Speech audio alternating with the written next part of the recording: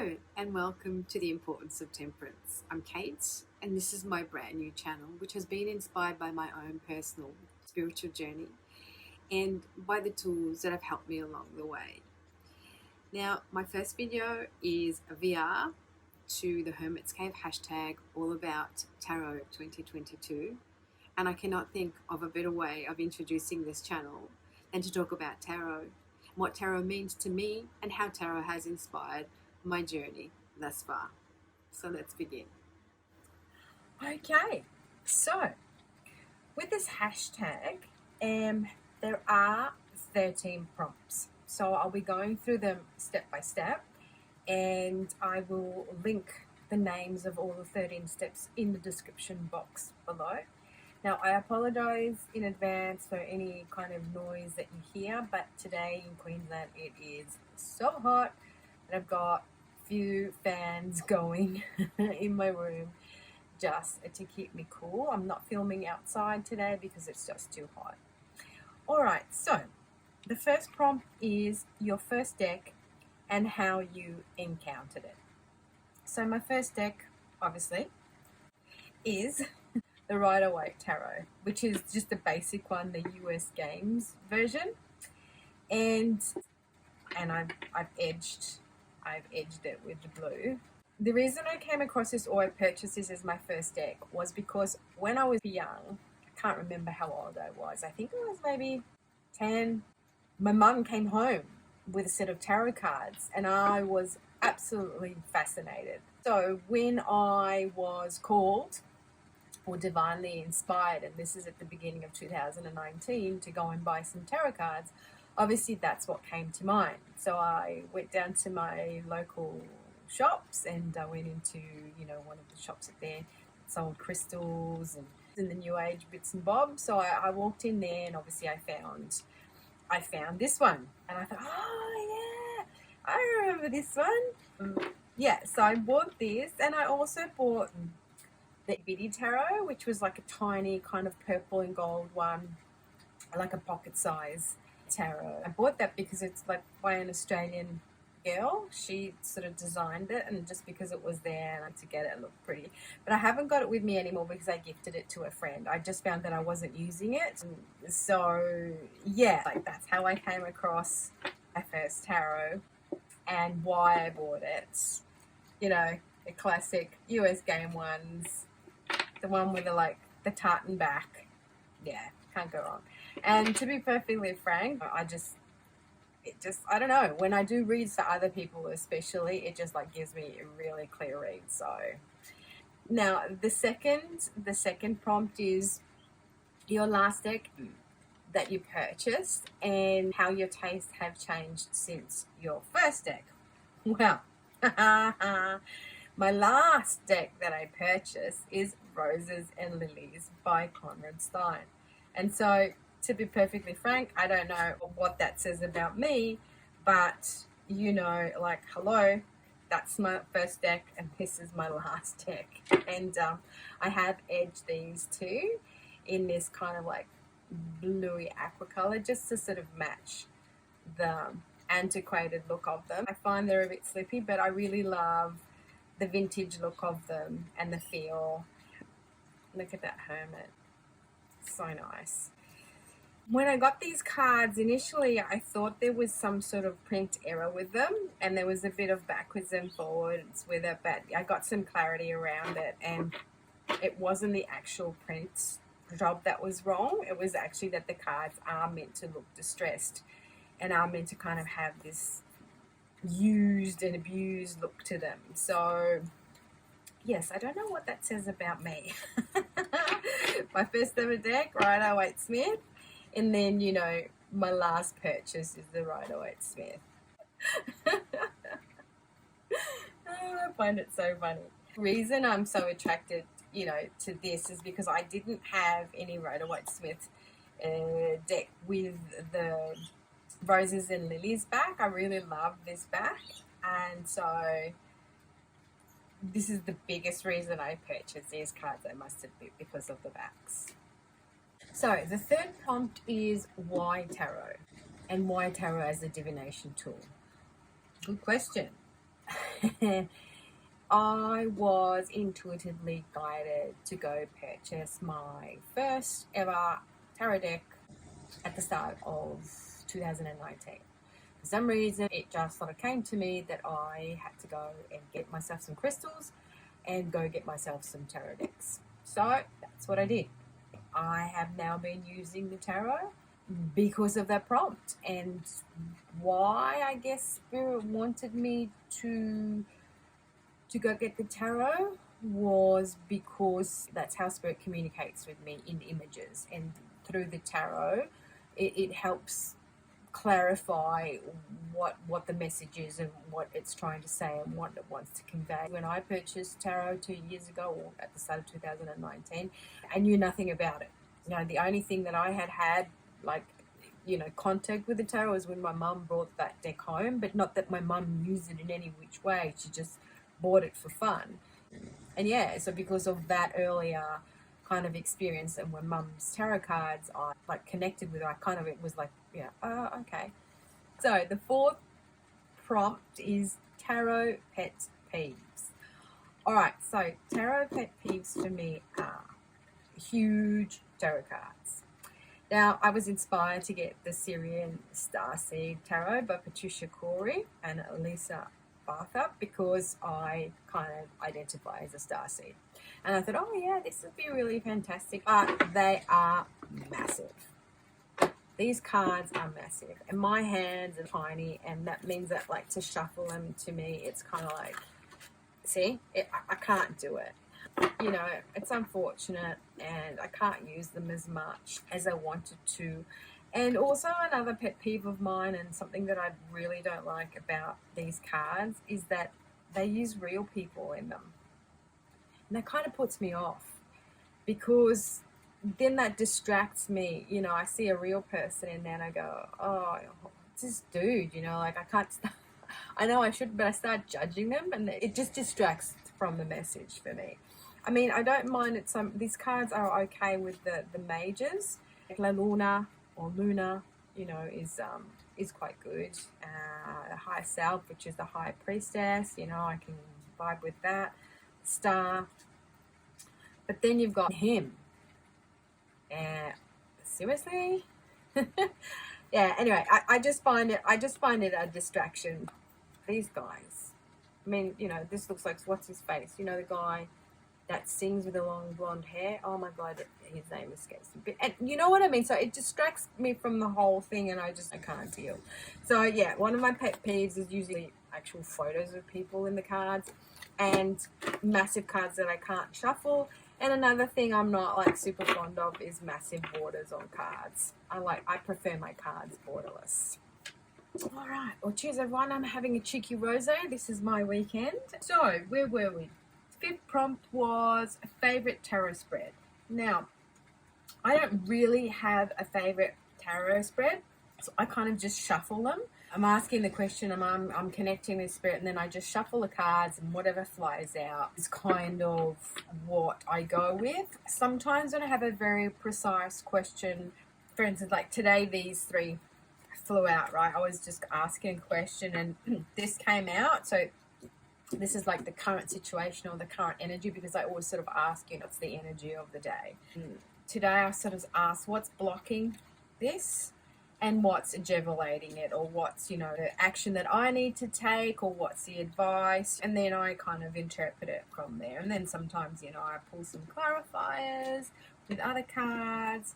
I have, when I'm doing readings for other people, I do have it a little bit more structured. But that kind of goes with the flow, like whatever sort of calls me. I have sometimes used the Celtic Cross, which has given me some really interesting ones. And sometimes I just flick through, some of the books that come with the tarot card. There's some interesting spreads in there that I might use. But, I don't really have anything that I prefer. So, prompt number 6, your preferred tarot system. It's interesting. Now, initially, obviously, because I started with the Rider-Waite-Smith, I kind of learnt the meanings of the cards and sort of like found my footing with that system. But from then, I kind of have gone into different systems. I have the Thoth deck, or Thoth deck. I prefer to call it Thoth. This is, to me, a very alchemical deck. I read it really well. The artwork is phenomenal. This is an original, what is it, a 1986 A.G. Muller one. I bought this off eBay for less than $10. It's an Italian one. The box is pretty bunged up, but I keep it in this little pouchy thing with my little crystal. I think that the only difference realistically is the symbology. It takes a lot from Egyptian symbology and it takes a lot from alchemy. Not that the Rider-Waite-Smith doesn't too, but you've just got extra information here. Obviously, you've got down the bottom, you know, the name, but in the pips, you've also got the keyword. You've got the Hebrew alphabet symbol here, which has a meaning all of itself. So it brings in the tree of life into the equation as well. And then you've just got either the element or the astrological sign that it corresponds to. I think the most complicated of them all, when you go and read in the book, is the Fool. Just because of all this imagery in the Fool, just has a lot of meaning. But when you go and look into it, at the end of the day, it's exactly the same meaning as you would, you know, with the Rider-Waite-Smith Fool. So I'm not really sure, you know, how different they are realistically. And I mean, you know, obviously the names are different and the intention maybe behind it is a little bit different. But once you kind of understand alchemy and you understand universal laws and you understand, you know, the symbology, and you understand that kind of all this information comes together, and I read it, you know, intuitively anyway. So yeah, it's my alchemical deck when I'm thinking about magic and what kind of magic I need to introduce into my life. It's also, this deck is a very masculine energy to me, so I go to it for, you know, like when I want to consult the divine masculine energy. I also bought the Zillish Tarot, which is a Thoth inspired deck as well. Oopsies. And I love this deck. The artwork is absolutely stunning. It's by Christina Zilic, and this is her artwork. I believe it's watercolors. And I just find that I get really great insight with this artwork. I mean, the sun. And also, you know, with the pips, you've got the keywords down the bottom, and those sometimes really help, again, with the reading. It doesn't distract me. It actually helps me sometimes. I can work around that word, or sometimes I don't even look at it. But I love, love, love this. It's gorgeous. It's a gorgeous, gorgeous. And the backs are really nice too. It's sort of like a take on that wave that you get on the backs of other Thoth decks, which is also kind of the number 2 of Pentacles. And I wanted to show you, so that's the Temperance card, but also, I wanted to show you the Chariot card. It's one of my favorite Chariot cards. And this, to me, this deck is very feminine energy. I get a very feminine vibe from it. And so I use it sometimes when I need like a more of a sacred feminine vibe. That's the Hermit, isn't it, a great Hermit? And that's the Chariot. How cool is this Chariot? He's just going on his way with his head up in the air without a care, hair blowing in the wind, and he's off. Love, love, love, love that Chariot. And I think that's a very feminine energy, while this is a very masculine energy. I also have dabbled with the Lenormand. At the end of the day, I read the cards intuitively more than basing myself on a system, so it doesn't really matter. The cards have their own meaning for me, and I relate to them in a certain way, and I read them intuitively. So it's good to have kind of that structure and that basis, but at the same time, because I'm an intuitive reader, messages come through. So this is the Lenormand I've got, which is the Maybe Lenormand. And I love this Lenormand. It's so cute with its artwork. And I just read this intuitively. I've got the book and I go there and I've read the system, but sometimes I just use this deck as a yes or no. Kind of, it gives me, shall I do this? Shall I not do this? And I just find it super accurate. And I really kind of like the artwork of it. It's just super simple but contemporary at the same time. And this deck has extra cards in it, which you can add or take away as you like. And now I've forgotten who the creator is, but I'll link it in the description box below. Prompt number 7 is tarot rituals. I don't really have like a tarot ritual per se that is like ingrained. What I kind of do is I do cleanse the card. So when I get a new tarot deck, what I do is I sort of cleanse it with some crystals, and then I just shuffle it and say a prayer over it and put my intention into working with the tarot deck and, for the highest and greatest good of all. And that's kind of all I do. Maybe if it's one of those decks that's got kind of like a bad name, the bad juju, like the Toth deck. With this deck, I kind of like cleanse it in different ways. Like I kind of use my crystal to clean it all, and then I saged it, and then I prayed over it, and then I slept with it by my bedside just to sort of like connect with it in a way, to imbue it with all my positive energy. But at the end of the day, I don't really have any tarot rituals. I just make sure that they can cleanse when I first get them. Sometimes I just use little crystals that I leave on them to charge them. And by the way, this is one of my most favorite decks at the moment. This is the Oracle of the Radiant Sun by Carolyn Smith and John, what's his name? Astrop, I think. And I just love it. It's kind of like, it's an oracle deck, but it's also like, it teaches you astrology. So it gives you kind of the position, of the moon in Leo in 5th house. But also I just love the artwork. This artwork is very alchemical to me, because alchemy speaks to us in images, but also all these images that they use. See the symbology of the sun and the moon? That is kind of the symbol for, gold and silver, or quicksilver, masculine and feminine energy. And I just pull them every day. Like, since I've got them, I have not used them. And yeah, the only thing about them is they're super thin, unfortunately. And that's the newest deck they've done. Like, the older version of it had the thicker stock, but you can't get that anymore, apparently. Yeah, this could be a unicorn deck, couldn't it? But we're not talking about oracle decks in this video. We're talking about tarot. So next prompt is, how do you use the tarot? So do you use it as an introspection or divination?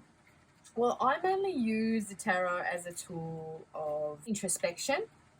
I did use it for divination for some time. This is when I first started with the tarot, and I had no idea about it, and I wanted to learn, and I wanted to sort of do some reading. So I thought it would be great to just offer some free readings, and so I did these free readings for this Facebook page that offered free readings to the people that participated in their group.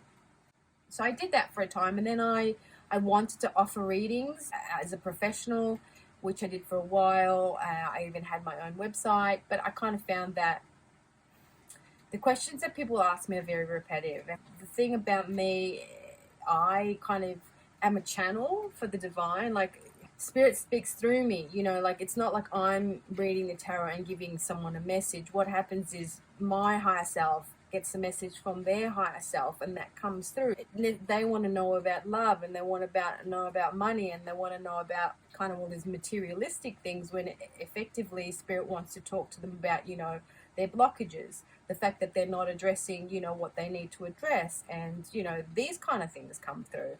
And so I found it very difficult for me to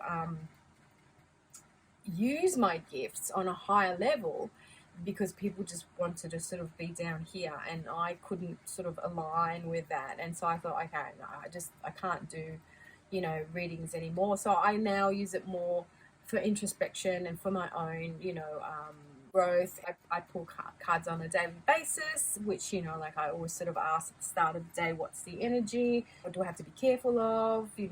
What's the advice? And sometimes I will pull some cards for myself to sort of ask about, what's happening further down the track. But I found that Spirit doesn't want to talk to you so much about what's going on too much in the future, because, depending on the collective's decision, things may change from one minute to the next. So we don't really know what is down the track. Prompt number 9 is your significator card and why you feel it represents you. Now, my significator cards are kind of two.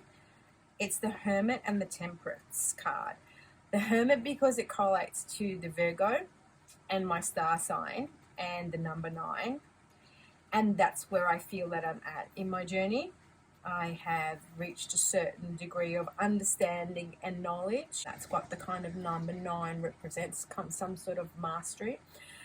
I mean, mastery of one level. I'm not saying that it's the be all and end all, because life, once you've mastered one level, you go up, you go up, you go up. So you never stop learning. But also because I am a hermit by nature. I'm someone who is quite retiring, and I like to be on my own. I like my own company. I like reflection. I like introspection. I get a lot of joy out of, just doing me. And then every now and again, I go out and socialize and have fun and, proffer my pearls of advice that I have, thought about and come up with in my moments of solitude. And temperance, and hence the name of my channel, the importance of temperance. And why do I say that? Because to me, the temperance card is a card of balance. It represents to me the alchemical process. It kind of represents all those kind of universal laws. And temperance is all when you temper steel, right? You get some steel, you want to forge, a sword, but you need to temper it first. So what does that mean? That you need to, smash it to bits, to make it malleable, but also that in that malleability, you're also making it strong. So it's always these two energies working together to achieve that perfect balance. So to me, that is what it's all about. We're trying to achieve the middle path. We're trying to use opposing forces or opposing things to create that balance, that center, and the understanding that this is an ongoing process. That's kind of why, for me, this is my significator. I identify it's the number 14, born on the 14th of September. So that resonates for me as well. And this energy of constantly, trying to adjust and balance and recalibrate and absorb and learn. Yeah, and I think that these cards are absolutely stunning. These are the cards from the Zilish Tarot, as I showed you before. And they are like a Thoth or Thoth. They're based on that kind of system. So, prompt number 10 is most expensive tarot acquisition. All right, my most expensive tarot acquisition is the Soul Cards Tarot deck. And this is by Christine Fredheim, Karina Nika, Eva Ekelund. And they're made in the US. And their website is soulcardstarot.com. And these are beautiful. Like, I really, really wanted them. They've got this kind of dahlia finish to them, and they're kind of gold. I've got this gold leaf, and I love these. And they're kind of rose petal finish. And look at the box. How beautiful is the box with the inside and the dahlia everywhere. And in the box it says, learn more about the cards, their meaning, and how to play and how to lay them. Please visit Yeah, this one doesn't come with a booklet, so you have to go onto their website to actually go and read the meaning of the cards. Now, it is kind of like I would call it a pip deck, as you can see. And it is kind of like, that's the Devil card. So if you don't really know, if you're kind of a beginner to the cards, this is kind of like a hard deck to read with. That's the star. How gorgeous is the star? But these cards are beautiful. The quality, the stock, the card stock, just so soft. They feel like velvet. That's the Hangman. So these cost me about $160 Australian, and that was the cost of the cards plus shipping.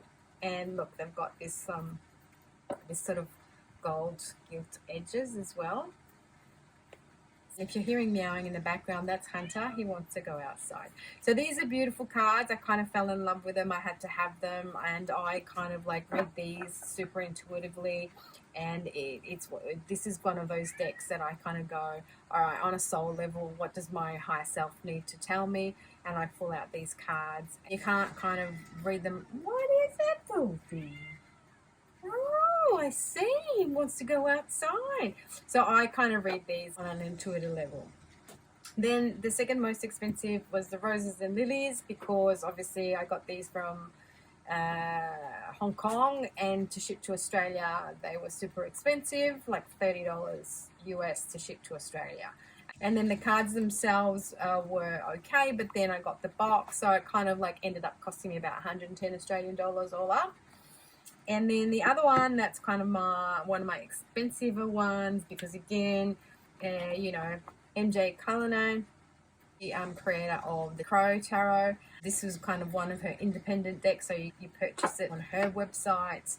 To get it, it was again it's the shipping costs that kill me more than anything else. So this is called the Grimalkin Tarot, and it's just a beautiful tarot. Like, she did the crows, and you based this with the cats. And I think this was like just under 100 Australian dollars. But yeah, this is I'm a cat lover, so I had to have a cat deck, obviously, and these are really, really cool. And I do really get awesome readings in that. Look at that, for a 3 of Wands. How cool is he? Instead of looking at the ships, he's looking at the crows flying up in the sky.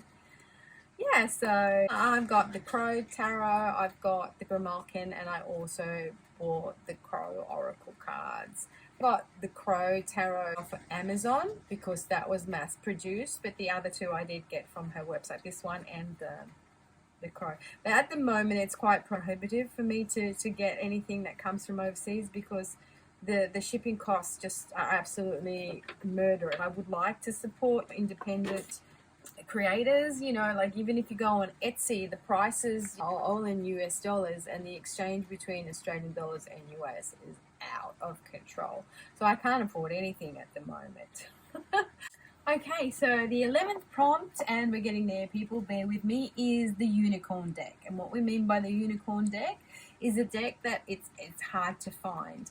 So I mean, being fairly new to tarot, I haven't really there's so many tarot decks that, I want, but I can't afford to buy them more than anything else. So I guess the one that I know that you can't get at the moment that I would really, really like is the Studio Baba Alice in Wonderland tarot deck.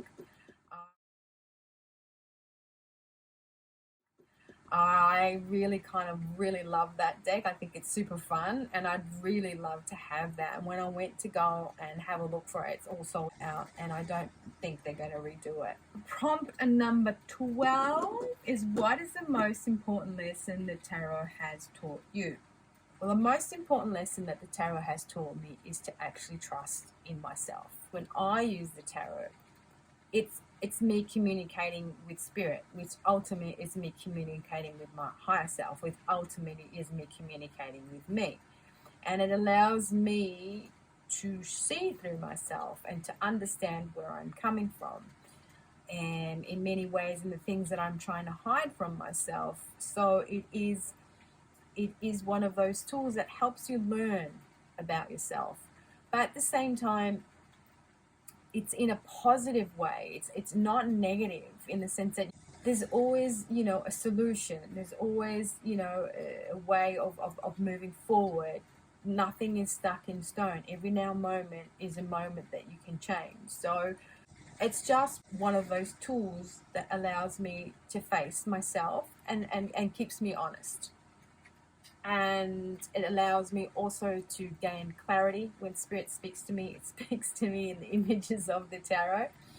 And sometimes spirit just like, when I don't understand, I just get this flash of a card in my mind, and I understand what's being told or what's being said to me.